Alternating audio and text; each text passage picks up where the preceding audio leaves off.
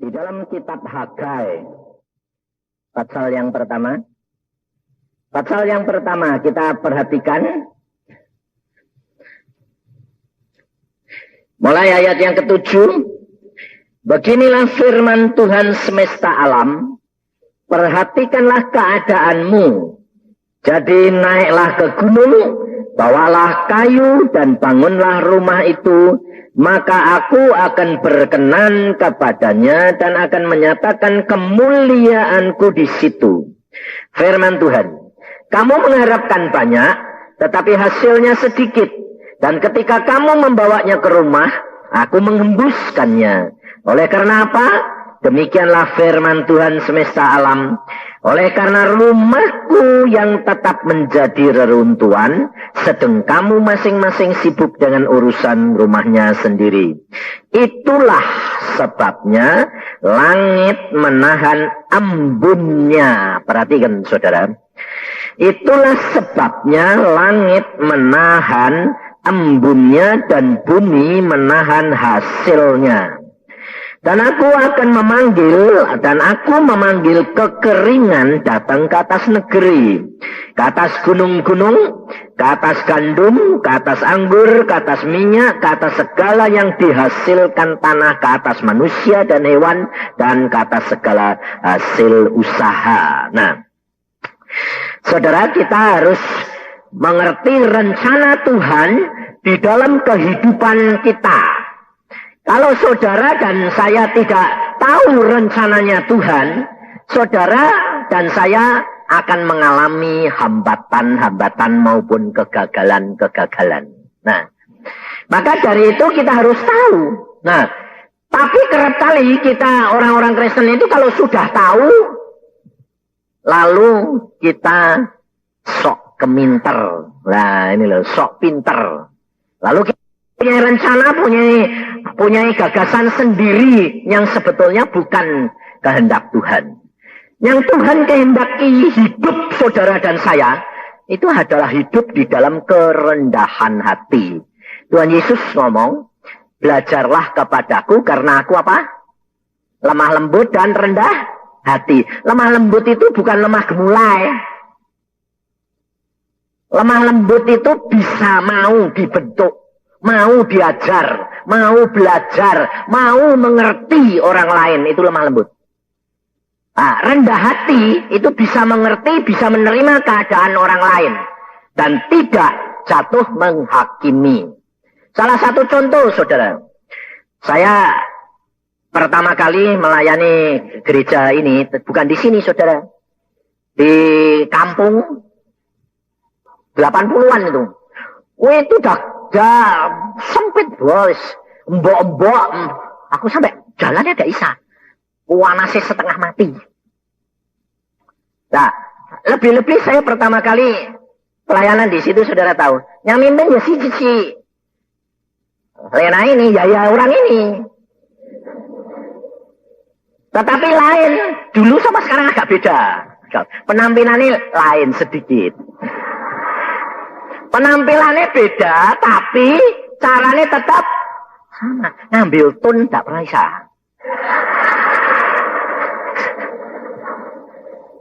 Jadi kalau dia mimpin nyanyi, itu dari dulu sampai sekarang, saya mesem terus sama di sana. Nah, jadi tetap mesem, betul enggak? Jadi saya tidak jengkel, enggak. Memang orangnya gitu loh. Satu, kedua, dia punya karunia, bukan nyanyi. Karunianya nabi. Bernubuat, ngomong, ngerti. Tapi saudara perhatikan, di hadapan Tuhan. Tidak dinilai, jago nyanyi, ngambil tone. Lah nyanyi nembek, yang organnya kebingungan loh. Tapi saya bisa ngerti dia kenapa, saudara. Saya sendiri tidak bisa ngambil tone.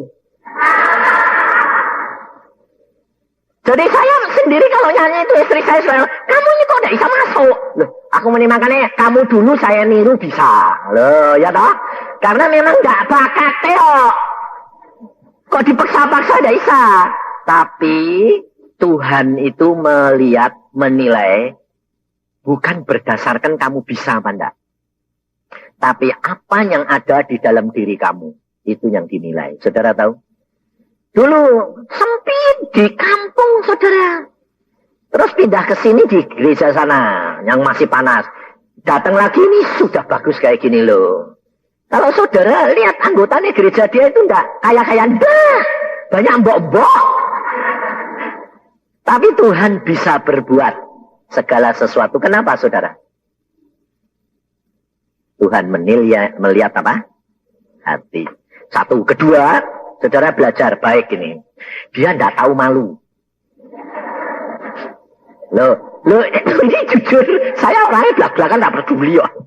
Loh, saudara kalau kira-kira kalau saudara jadi dia, malu nak mimpin pujian? Pasti saudara bilang, boya dikasih ke toh ya, yang bisa nyanyi. Pasti ada yang mikir kayak gitu. Bukan itu masalahnya saudara. Bukan itu masalahnya. Masalahnya itu Tuhan mau sapa, enggak urusan. Ngerti enggak?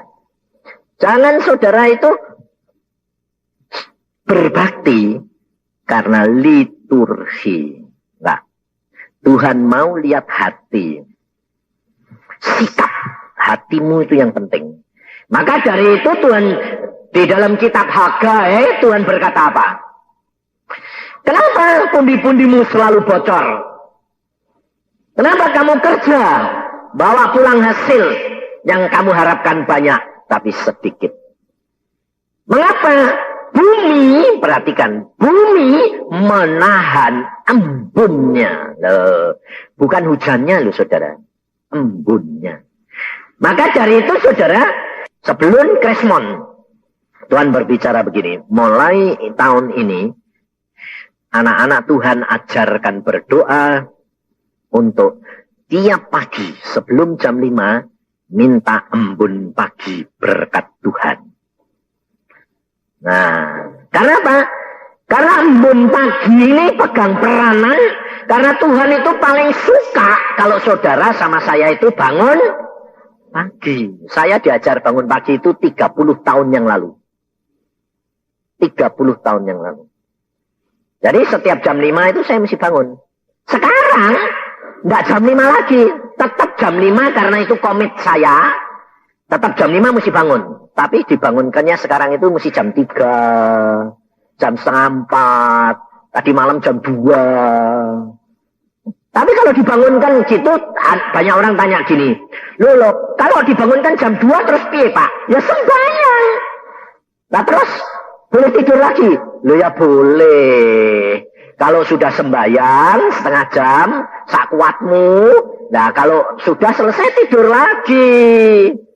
Nanti dibangunkan janji, kamu janji jam berapa umpamanya? Setiap orang anak Tuhan itu janji, saya bangunkan aku Tuhan setiap hari jam 5. Ya jam 5 harus disiplin saudara. Sebab Tuhan itu senangnya disiplin. Jangan telat. Jangan bilang, sebentar lagi. Kehilangan kesempatan, momentum, saat yang penting itu kamu kehilangan. Dan saudara harus perhatikan, hidup dengan Tuhan, itu yang pegang peranan itu adalah momentum saat pada waktu engkau dilawat Tuhan. Bukan saudara yang datang kepada Tuhan, Tuhan yang datang kepada saudara. Sebab kalau Tuhan itu datang, itu saatnya tidak bisa diduga. Sak maunya dia. Gitu loh. Nah kalau saudara tidak nurut, kehilangan itu berarti saudara kehilangan berkat. Saya mengalami beberapa kali, selama hidup saya mengalami 3 kali ujian yang Tuhan adakan. Ujian itu apa? Yaitu bangun pagi, saudara ternyata. Nah, pada waktu itu penginjil desa yang hidupnya ngepres, bukan ngepas. Ngepres. Sudah melayani Tuhan belasan tahun. Ngepres terus, saudara. Waktu saya datang ke Surabaya, tidur di rumah dia karena istri dia itu teman baik istri saya. Waktu Tuhan mengatakan, ini hambaku ini salah persepsi, salah pendapat, salah punya konsep. Duh, konsep apa Tuhan? Dia itu penginjil desa. Jadi kalau dia pergi ke desa itu kolektornya cuma 1.000, 2.000. Tapi dia hidupnya di kota besar, Surabaya. Jadi dia bilang selalu, aku penginjil desa. Jadi lumrah kalau bisa hidup kayak gini, wes lumayan. Nerimo, loh. Nerimo itu baik enggak? Baik. Nerimo itu baik, saudara. Tapi karena nerimanya itu karena salah pendapat, salah berpikir, itu menjadi iman saudara. Ngerti? Jadi, kamu nerima toh? Oh, aku memangnya gini kok, ya wes anu. Jadi, penginjil desa, kolektornya cuma 2.000, tapi aku di kota bisa mangan, bisa cukup, ya wes lah, puji Tuhan. Loh, baik toh? Dan ternyata salah pendapat itu dituntut setan. Sehingga Tuhan mau mendatangkan berkat, gak bisa, saudara. Kenapa? Setannya nuntut, kalau Tuhan mau memberkati, setannya bilang, loh, ngimane gitu loh. Lalu pada waktu saya datang, saya Tuhan ngomong, kasih tahu, salah. Loh, salahnya di mana? Kamu hamba Tuhan, hamba raja, betul? Kamu tinggalnya di Surabaya, di kota besar. Tapi kamu diutus Tuhan menjadi penginjil untuk desa. Ya tak? Nah, kamu harusnya kalau turut bos yang kaya, rumahmu di Surabaya, disuruh ke desa, biayanya dikasih biaya desa atau biaya kota? Biaya kota. Karena tinggalmu di kota. Nah, dia pikirannya kebalik. Karena aku penginjil desa, jadi standar hidupnya desa. Tinggal di kota, gepeng dah. Ya gepeng ya, terus ngepas terus. Jadi saudara tahu, persembahan yang dia selalu terima, paling banyak tuh 20.000. Itu sudah banyak dibandingkan 2.000 di desa. Jadi dapatnya itu cuma 1.000. Bayangin saudara. Waktu saya datang, saya bilang, kamu salah berpikir. Salah memandang Tuhanmu. Allahmu itu Allah yang penuh kasih, maha tahu. Kamu tinggalnya di Surabaya. Jadi kamu dipiara dengan jatah Surabaya. Pergi ke desa, jadi berkah. Jangan ngambil kolektor di desa. Kebalik. Oh, bilang. Nah, terus hidupnya bagaimana? Dia yang melihara. Bukan jemaat. Loh. Kalau ngarep ke jemaat, itu nanti, makanya zaman sekarang gereja-gereja itu kerap kali kalau jemaatnya kaya pindah, ribut toh. Kenapa? Karena gereja zaman sekarang sudah jadi apa? Peternakan. Jadi kalau yang gemuk, susunya banyak, pindah, ribut. Pendeta nih, kenapa? Kehilangan susu. Coba yang pindah kalau yang miskin, ya biarin. Betul enggak? Ini loh saudara, salahnya di situ. Ini karena salah pendapat saudara. Jemaat itu milik Tuhan. Kita kerja sama Tuhan. Jadi tugas kita itu melihara. Menjadi berkat. Bukan jadi peternakan. Maka saya bilang, ini nanti pendeta-pendeta itu loh, nanti kalau mati nanti loh, nanti ditanya Tuhan. Belum tentu bisa masuk surga. Saudara tahu? Yang paling susah masuk surga siapa? Orang kaya. Ya dah? Yang kedua orang pinter. Yang lebih susah masuk surga siapa? Pendeta. Nah, kenapa saya kasih tahu kalau orang pendeta itu susah masuk surga? Karena ada ayat Alkitab berkata begini, yang tahu banyak, dituntut banyak. Pendeta itu tahu banyak enggak? Dituntutnya lebih banyak dari jemaatnya enggak? Bisa bayar apa enggak pendeta nih? Enggak bisa toh? Makanya saudara jangan kira kalau pendeta itu nanti kedudukannya di surga itu tinggi-tinggi. No. Banyak saya dikasih lihat Tuhan, banyak pendeta kedudukannya di tingkat satu. Tapi banyak jemaat tinggalnya di tingkat tinggi bersama dengan Tuhan. Kenapa saya bilang, kenapa Tuhan begitu? Kamu perhatikan, mereka sudah dapat upahnya di mana? Di dunia. Kenapa? Nah, mereka itu mengerjakan untuk dirinya sendiri, bukan untuk aku. Maka dari itu, saudara, kamu perhatikan. Hidup dengan Tuhan, saudara harus waspada. Supaya kita menjaga motivasi hati, karena Alkitab sudah berkata, mengapa bumi menahan embun? Mengapa bumi menahan hasilnya? Karena engkau membiarkan bait Allahmu itu tinggal reruntuhan, tapi kamu cuma memikirkan perkara-perkara jasmani. Ini hikmat dunia belum bisa dilepaskan sama anak-anak Tuhan, saudara tahu. Saudara harus dari roh menjelma menjadi daging.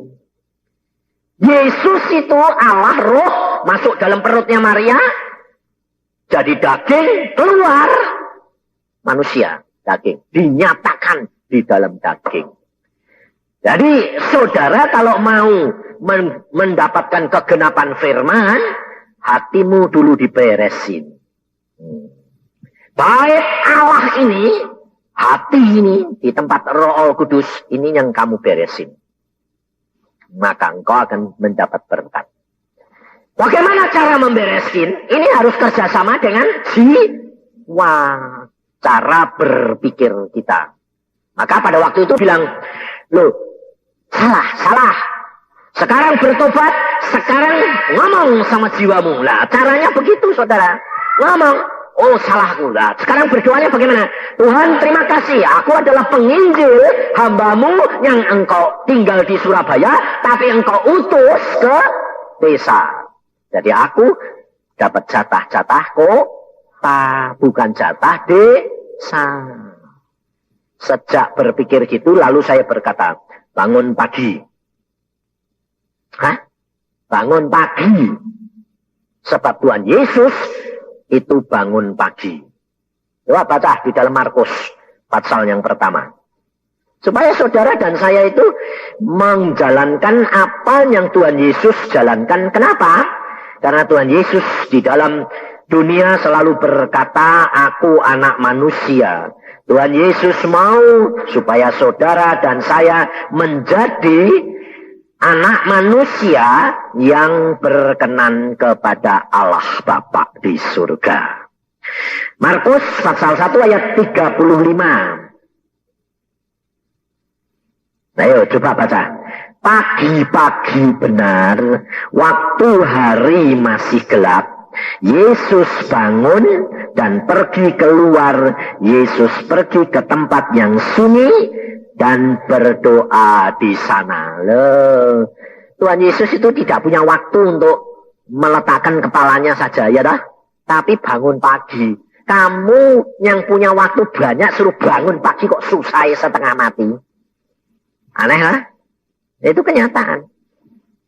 Saya ngalami, makanya saya bilang apa yang saya dapat dari Tuhan, saya berikan kepada saudara. Alami.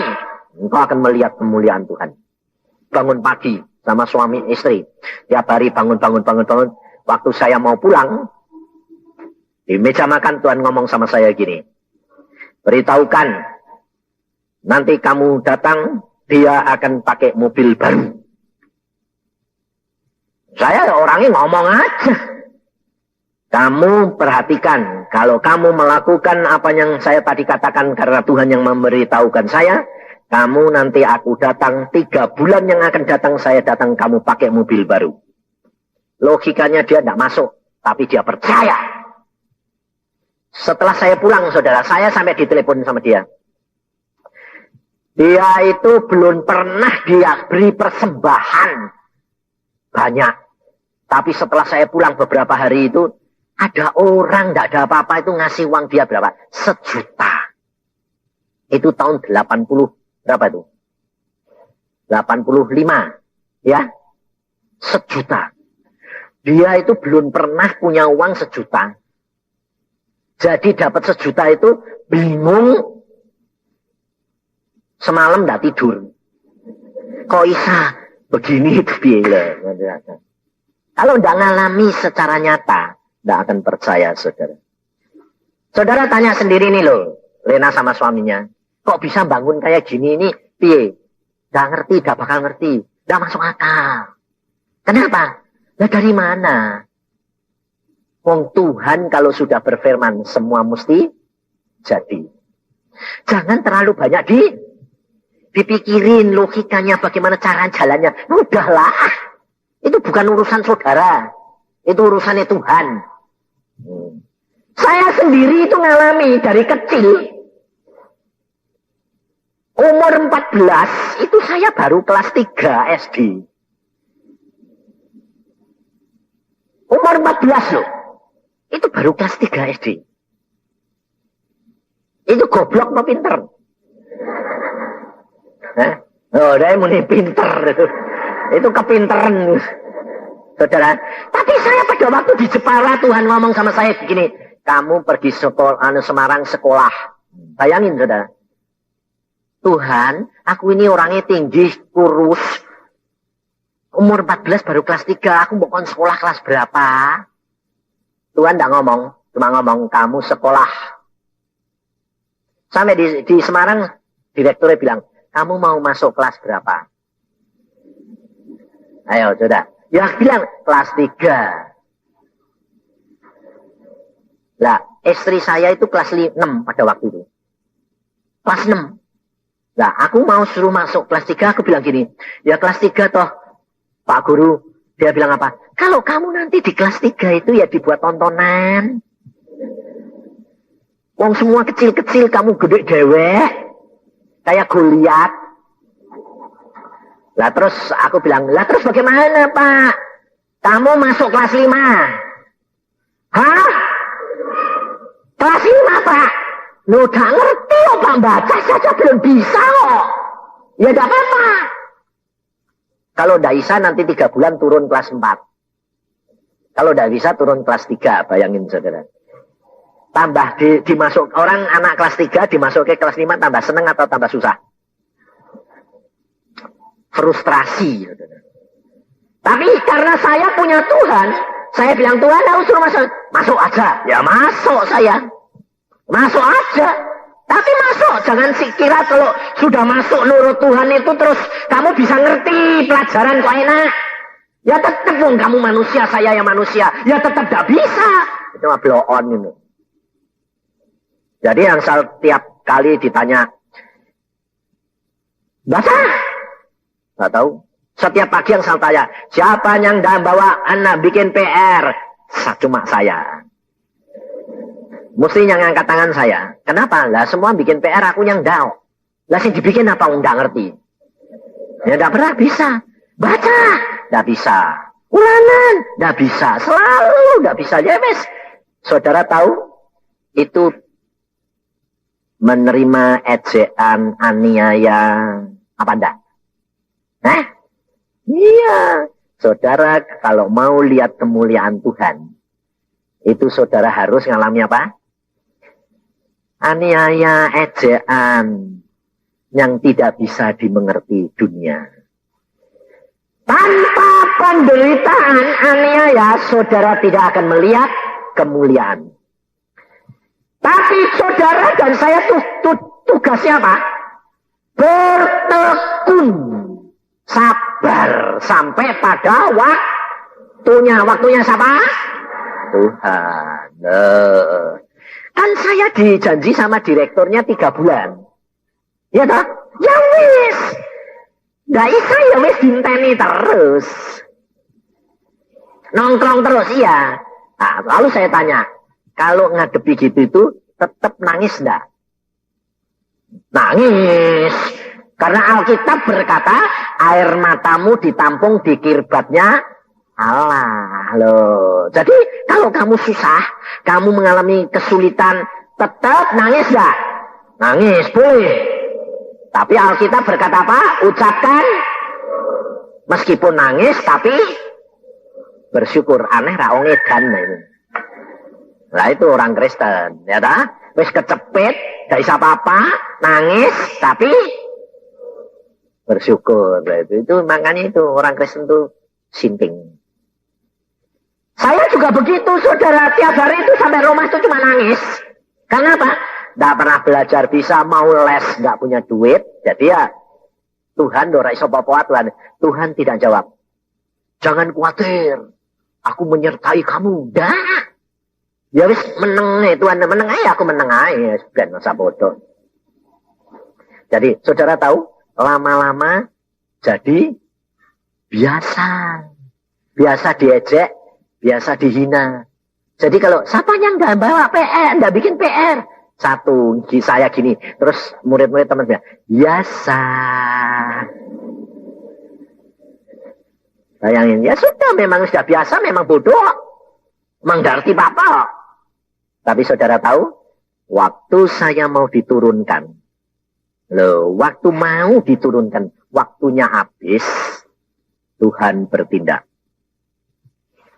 Maka dari itu saudara, bagian saudara dan saya melakukan adalah apa? Sikap hati yang tetap. Jangan bimbang, jangan takut. Tuhanmu tidak pernah terlambat, tidak pernah tergesa-gesa. Timingnya selalu pas. Mau diturunin habis, diundang saya.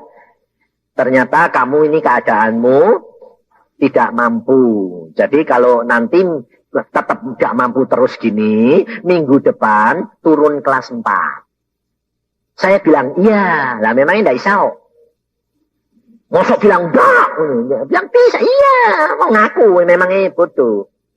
Tapi karena sudah diundang, waktunya sudah mepet, Tuhan bertindak. Hari Senin saya masuk, saudara sekolah. Saya sendiri heran, gak bisa ngerti. Loh, aku kan punya otak yang aneh sekarang. Dipasangi kulit sama Tuhan. Set, gitu. Dipasangi kulit. Apa sih Tuhan ini?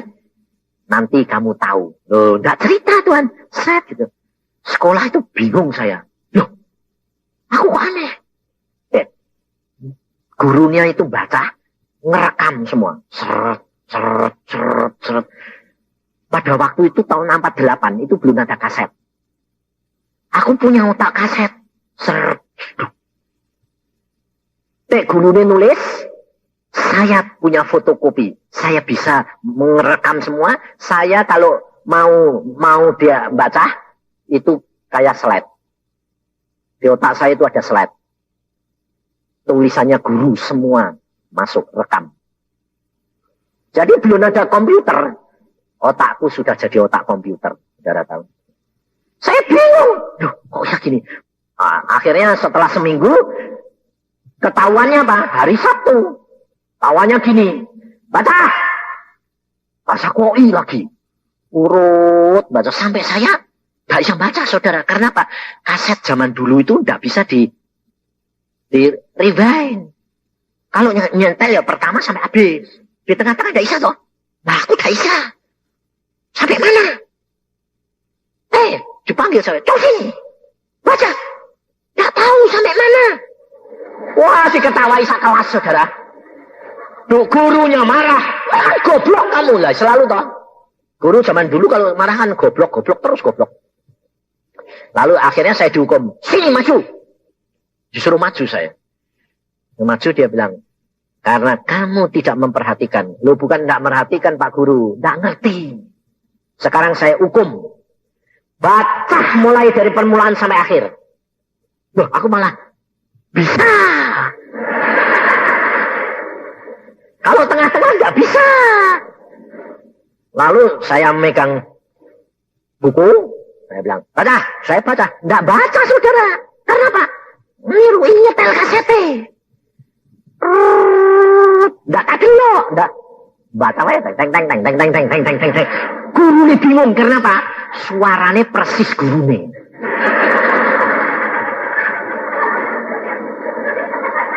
Jadi bukan suara saya. Tapi suara guru ini. Guru ini melotot.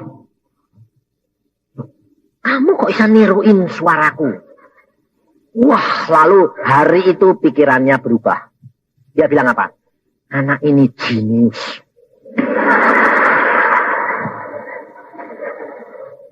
Saudara tahu? Lalu pada waktu itu ada ulangan. Ulangan? Kalau ulangan kan sama yang dipelajari kan beda. Angkanya kan dirubah. 0, saudara. Tapi kalau angkanya sama, yang dipelajari 10. Sampai dia bilang, kok aneh anak ini. Lalu saya bilang sama gurunya gini, Pak Guru itu kalau bikin ulangan, itu harus yang sudah pernah diajarin. Loh ya selalu gitu. Tapi angkanya juga jangan dirubah. Gurunya bilang, loh itu apaan? Lalu gurunya itu jatuh cinta sama saya gini, pulang dari sekolah mampir ya, saya ajari. Saudara tahu? Pulang dari sekolah 2 jam saya diajari. Dibacakan semua pelajaran, soal semua pelajaran. Waktu dites sama dia, dia bilang, jenius anak ini. Nggak jadi diturunin. Akhirnya naik kelas 6. Lalu dia lapor sama guru kepalanya, anak ini aneh Pak, punya otak jenius. Ini kelas 6, coba kita bacakan sama kasih soal, supaya dalam waktu 2 bulan habis Pak pelajaran. Dalam waktu 2-3 bulan, semua pelajaran kelas 6 tak sikat habis. Dites, angkanya semuanya sama, 10. Akhirnya saudara tahu, saya disuruh sekolah sore SMP. Jadi SD itu pagi sekolah SD, kelas jam 1 sampai jam 6 saya sekolah SMP. Dan dia bilang, di SMP juga dikasih tahu gurunya, ini anak aneh. Jadi kalau ulangan mesti sama. Kalau sama, 10. Nah, terus saya dijanji, kalau nanti akhir tahun rata-rata SMP-nya 9, 8, 9, SD lulus, langsung naik kelas 2 SMP. Dari SD. Lulus! Rata-rata saya 9. SD lulus, langsung masuk SMP kelas 2. Ketemu istri saya, rasain lo sekarang. Saudara, Tuhan itu bisa membuka rahasia apapun kalau sudah waktunya. Maka dari itu saudara lakukan saja bagian saudara. Saudara tekun percaya akan firman. Jangan terlalu banyak dikutak-kutik. Tetapi saudara lakukan apa yang Tuhan mau. Selesai. Nanti saudara dan saya melihat mujizat demi mujizat. Tapi yang dibutuhkan sedia tahan diri terhadap apa? Pencobaan, aniaya, penderitaan, hinaan. Jangan malu. Karena Tuhan itu luar biasa. Nah, kalau saudara dan saya sudah melakukan bagian saudara dan saya, apa yang dijanjikan Tuhan? Lihat di dalam kitab Hagai tadi. Tuhan berkata begini. Di dalam ayat yang ke-7. Pasal 2 ayat 7. Janganlah takut, sebab beginilah firman Tuhan semesta alam. Sedikit waktu lagi, maka aku akan menggoncangkan langit dan bumi, laut dan darat. Aku akan menggoncangkan segala bangsa, sehingga barang yang indah-indah, kepunyaan segala bangsa datang mengalir. Maka aku akan memenuhi rumah ini dengan kemegahan firman Tuhan semesta alam. Kepunyaankulah perak, kepunyaankulah emas, demikianlah firman Tuhan semesta alam. Adapun rumah ini, kemegahannya yang kemudian akan melebihi kemegahannya yang semula. Firman Tuhan semesta alam, dan di tempat ini aku akan memberi damai sejahtera. Demikianlah firman Tuhan semesta alam. Saudara, jadi dari sini saudara akan tahu bahwa kalau saudara dan saya ada jalan keluar pertolongan, itu bukan karena kebaikan usaha dan kemampuan kita, tetapi karena apa? Tuhan yang menggerakkannya. Maka dari itu saudara itu harus mengetahui sungguh-sungguh. Karena kalau Tuhan sudah bertindak, tidak ada orang yang bisa menahan. Pada tahun 90, saudara. Pada waktu tahun 90, Tuhan, rumah saya itu enggak ada tingkatnya, biasa. Kemudian di rumah saya ada persekutuan 17 tahun. Lalu tahun 90 Tuhan ngomong sama saya gini, rumahmu robohin. Kaget aku. Lah rumah kok disuruh ngerobohin. Loh, kenapa Tuhan? Bangun baru. 2 tingkat. Lah kalau dia ngomong gitu tuh saya punya duit gitu ya lumayan ya toh. Enggak punya. Disuruh ngerobohin. Loh Tuhan, aku sudah enggak kepengen kok. Masa gini dah seneng, aku bilang gitu. Tuhan bilang, engkau sudah cukup menderita 17 tahun. Sebab kalau ada persekutuan, saudara, kursi-kursi itu masuk kamar tidur, jadi saya tidak pernah bisa tidur siang. Kamar-kamar itu jadi gudang. Itu 17 tahun. Tapi Tuhan bilang, sudah cukup. Loh, ngerti enggak? Saudara dan saya tidak usah ribut-ribut nuntut. Kepengen. Tidak usah. Tuhan, kalau sudah tiba waktunya, Tuhan sendiri yang bertindak. Pada waktu itu saya bilang, caranya bagaimana Tuhan, wong aku tidak punya duit. Mobilmu Honda Accord itu jual. Ya saya nurut aja. Honda Accord saya jual dapat 42 juta. Berikan kontraktor suruh bangun. Nah, saya kasihkan dia. Lalu saya bilang gini, kalau nanti duitnya habis, kurang 5 juta habis, kowe ngomong lu ya. Kenapa? Nanti saya ngelapor deh Tuhan. Jadi nanti caranya piye, gak ngerti toh. Nah, siapa tahu suruh jual apa lagi ya toh. Ya aku nurut aja. Lalu dia bilang, ya Pak, bangun. Dalam waktu 6 bulan harus selesai. Sebab Tuhan bilang, 6 bulan selesai. Saya bilang, 6 bulan harus selesai. Wah, ngebut dong Pak. Ya. Uangnya pasti ada. Pasti ada. Karena dia yang jamin. Padahal saya tidak punya duit, saudara. Tapi saudara tahu, Tuhan luar biasa. Pada satu saat, mau ngecor. Bikin tingkat 2 kan dicor. Semen tidak ada. Sudah waktunya ngecor lusa. Semen habis karena mau naik. Kontraktornya bilang gini, Pak, maaf Pak, tidak bisa jadi. Kenapa? Tidak punya semen. Saya cari di mana-mana tidak ada. Loh, nah kamu kok tidak jauh-jauh hari? Nah pikir saya ya ada. Di samping itu duitnya kan mepet Pak. Ya raiso tos nyimpen semen. Oh iya betul. Cara tahu? Saya cuma bilang gini, kamu butuh semen berapa? Ya kira-kira 200 sak lah. Oke? Sudah, saya tidak peduli saudara. Saya tinggal masuk doa. Tuhan, 200 sak semen. Wah, minum lusa. Ya sudah. Terus saya besoknya saya berangkat ke mana? Ke Cirebon, khotbah. Saya khotbah biasa, saudara. Tidak usah ngurusin semen itu. Ya cuma khotbah biasa. Selesai khotbah, saudara tahu? Ada orang itu duduk di sana itu datang pada saya gini. Pak Yusa, kamu ini ada apa? Loh, ada apa? Kok Tuhan bicara sama saya suruh ngasih kamu semen. Loh, kamu ada apa? Wong ya ada khotbah perkara semen. Loh, kamu ini ada apa? Kok butuh semen itu buat apa? Aku ya bilang ke Tuhan, wong hamba Tuhan kok butuh semen? Gopo.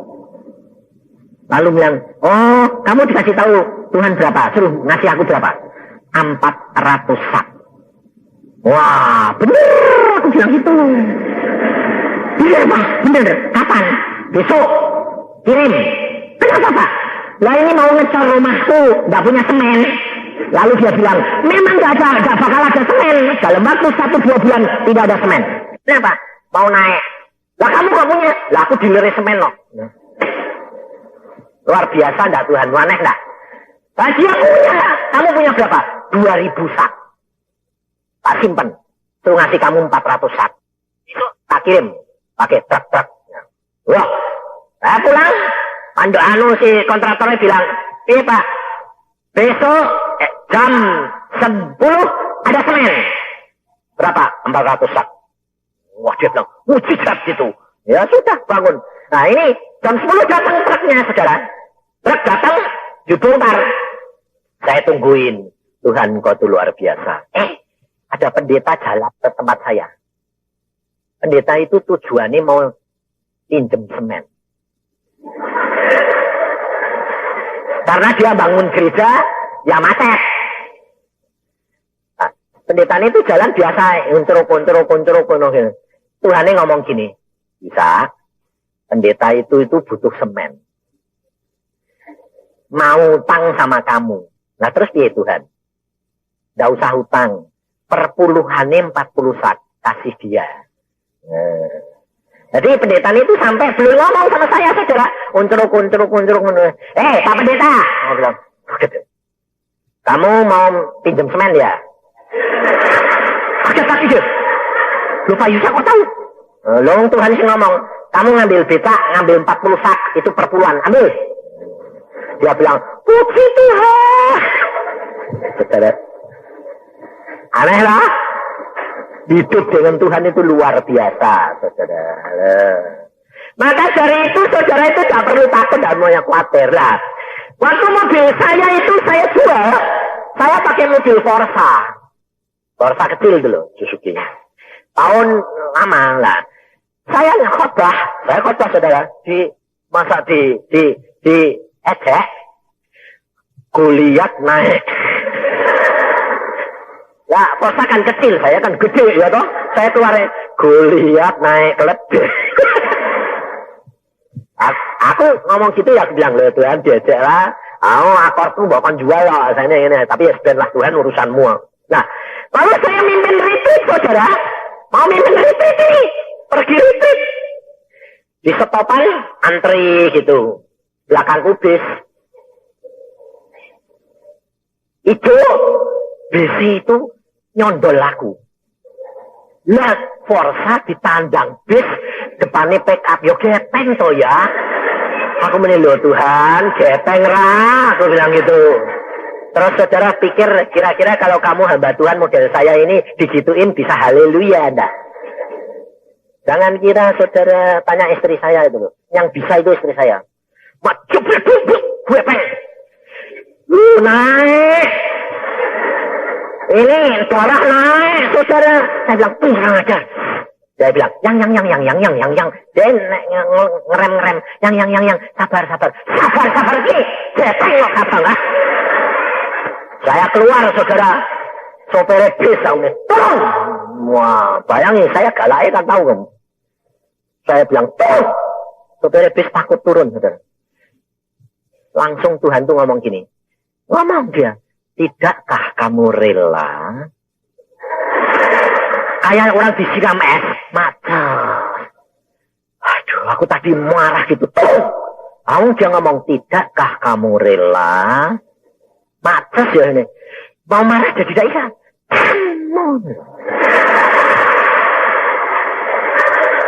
Jadi tidak apa-apa saja. Akhirnya saya bilang, kamu ini loh, saya bilang. Kalau kamu saya suruh ganti. Kamu tidak makan anak istrimu sebulan, saya bilang. Tahu enggak? Ya Pak, makannya. Hati-hati.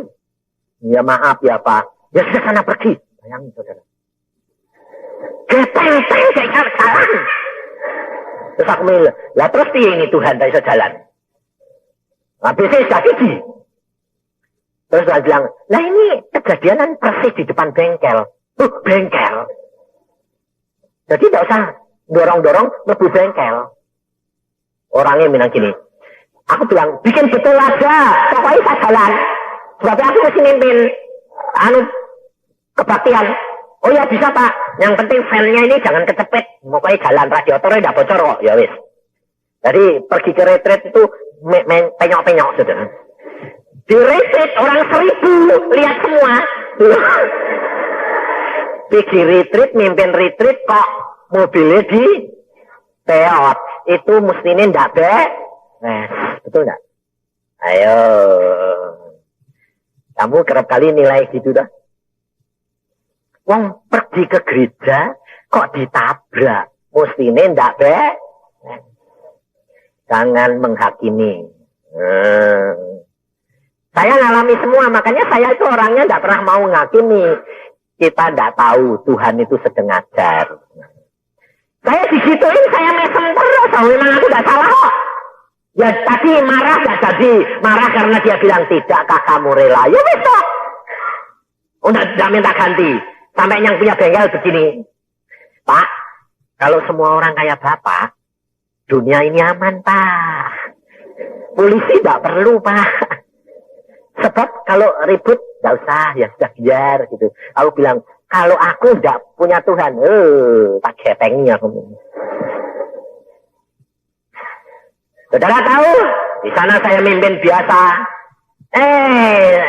Pulang, setelah 3 hari pulang, saya masukkan bengkel. Saya masuk bengkel, tempat bengkel teman saya. Karena teman saya bilang gini, aku punya bengkel bagus. Ya, wes, yuk. Sana, masukin, masuk. Nah, teman saya itu punya pikiran, saudara. Aku nanti tidak usah bayar. Karena ongkosnya 300.000 pada waktu itu. Tidak usah bayar, dia yang mau bayar. Tapi dia tidak ngomong. Nah, langsung saya pelayanan ke Jakarta. Sehari sebelum mobil saya keluar, ada orang di Jakarta ngasih amplop 325. Ditulis di situ. Untuk ongkos mobil. Jadi jelas, saya terima tas. Nah, tak kasih perpuluhan, jadi aku cuma nombok 5.000 plus. Gak dapat tak? Ngambil mobil, saya mau bayar. Teman saya bilang, kamu gak usah bayar. Kenapa? Aku mau bayar. Kalau saudara seneng gak? Seneng tak? Sudah dapat dari Jakarta 300.000, terus ternyata dibayari. Jadi kan dapat double, lumayan toh. Itu tandanya saudara masih tamak. Saya nggak mau. Saya bilang gini, tidak bisa. Karena aku sudah terima persembahan dari Jakarta 300.000 untuk bayar mobil. Ditulis untuk ongkos mobil. Loh, aku mau bayar kok. Itu urusanmu. Kalau kamu ngomong lebih dahulu, saya tidak terima pemberian orang lain. Tapi karena ya aku sudah terima pemberian orang lain, saya tidak terima pemberian kamu. Aneh lah. Dia bilang, kamu ini hamba Tuhan yang memang aneh. Dikasih berkat kok tidak mau. Bukan jatah saya. Saya tolak. Saya bawa pulang. Saudara tahu? Teman saya itu, dia bilang apa? Lapor sama Tuhan. Tuhan, yang suruh bayar mobilnya Yusa itu kan kamu toh. Kok sekarang dia tidak mau? Tuhan ini jawab gini. Aku bukan suruh bayar, suruh ganti. Loh kok ganti dia Tuhan? Iya, mobil itu bonyok elek. Kowe tak suruh ganti mobilnya baru. Loh, ganti itu berapa? Aku bukan nyuruh kamu ngasih 300.000, tapi 30 juta. Dia yang melotot. 30 kok 30 juta. Lalu dia bilang, loh Tuhan, benar. Loh benar. Terus dia nakal, saudara. Nakalnya gini.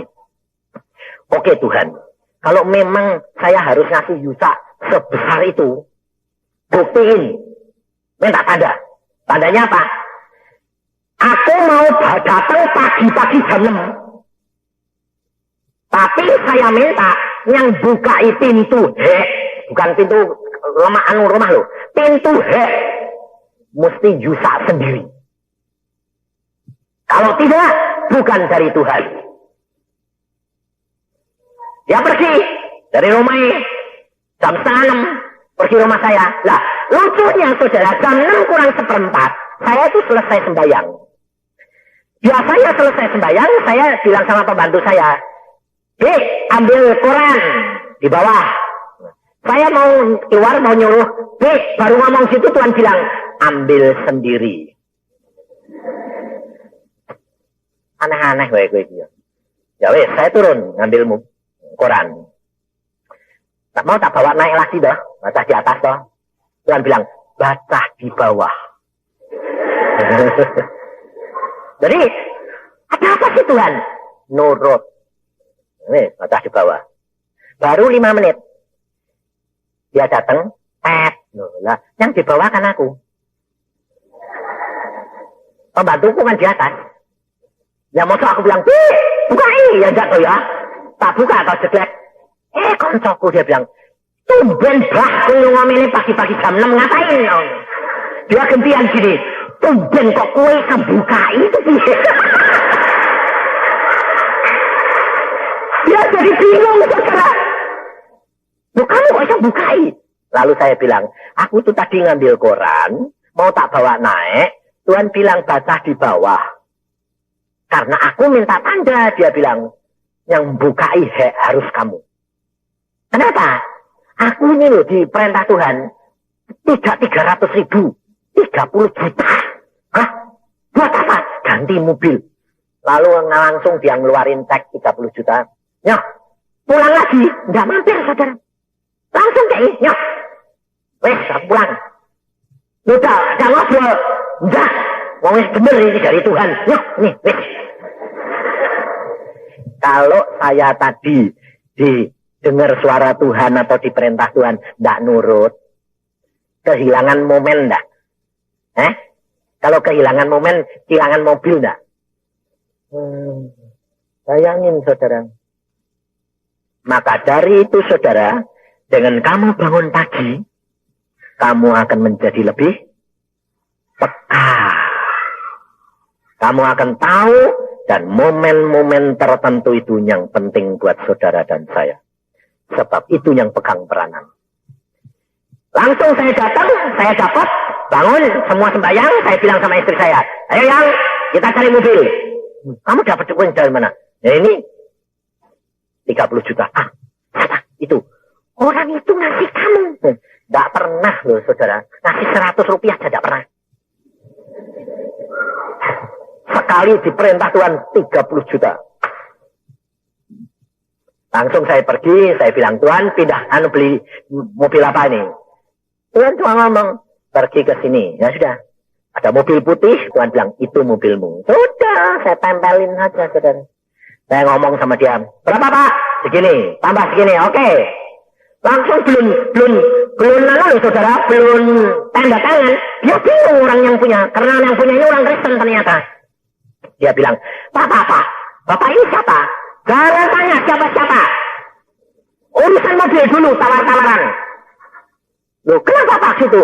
Nanti, sebab saya tahu, biasanya pendeta itu kalau beli apa-apa minta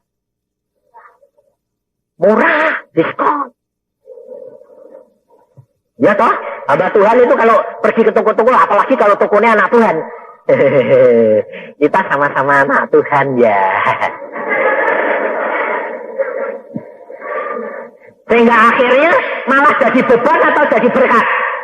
Ya beban. Lah semangatnya sih, datangnya pendetanya ya sultan toh ya. Saya enggak mau, saya bilang, jangan ngomong. Ngomong dulu. Gini loh Pak. Suaranya Bapak ini kok persis sama hamba Tuhan. Sudah jalan ngomong dulu. Ini tanda tangan saya. Nah, setelah tanda tangan selesai, janji saya tambah berapa? Dia tanya, Pak, sebetulnya Bapak ini rumahmu mana sih Pak? Akan harus nulis kwitansi kan pakai nama rumah. Rumahku Gatot Subroto. Nomornya 317. Loh, kok rumahnya Pak Yusa? Karena ternyata dia dengar kaset tapi belum pernah ketemu orangnya. Loh, rumahnya kok persis Pak Yusa? Oh iya, sama. Anak saya bilang, Semi, rumahnya sama Om, sama Pak Yusa. Loh, kenal Pak Yusa baik? Ya kenal baik kok, yang serumah kok. Loh, lah Bapak ini siapa? Loh, saya ya Cipto Purnomo, aku bilang gitu. Apa ya Pak Yusa? Ya Yusa Cipto Purnomo. Langsung dia bilang gini, saudara. Pak, dari tadi mbok ngomong. Nanti mbok Bapak nawar berapa aja lo tak kasih. Aku bilang, aku tidak mau jadi beban. Aku mau jadi berkat. Kalau kamu tahu saya Yusa Cipto, saya tawar kamu sedikit. Kamu tadi kan enggak ngotot toh. Aku nawar kamu cetil aja ngotot gue ya toh. Ya Pak, ini dagang ya dagang lah. Aku yang mau di situ, dagang. Beri, tapi nggak mau saya. Kalau kamu caranya aku tahu hamba Tuhan terus mau kasih murah, dah. Saudara tahu? saya mau dikasih korting lagi 2,5 juta. Saya bilang, enggak, saya bayar sesuai dengan perjanjian. Kamu mau ngasih korting? Enggak mau. Urusan. Sebab kamu setelah tahu baru ngasih, ya toh? Itu kan enggak tulus. Maka dari itu, saudara itu harus belajar. Sebab kalau saudara itu punya motivasi hati, selalu mau jadi apa? Berkat, Tuhan akan memberkati. Kita tahu? Jadi, rumah saya jadi baru, selesai, mobil saya jadi baru. Loh. Jadi kalau ditabrak, itu jangan ngomel. Tapi jangan kebalik pikiran lu. Biar ditabrak, supaya dapat baru. Salah, nggak bakal diganti. Motivasinya kebalik, sama. Tapi kalau saudara benar, saudara mendapatkan pencobaan atau ujian, ucapkan syukur. Jangan ngomel. Jaga motivasi hati, supaya engkau kedapatan setia. Amin.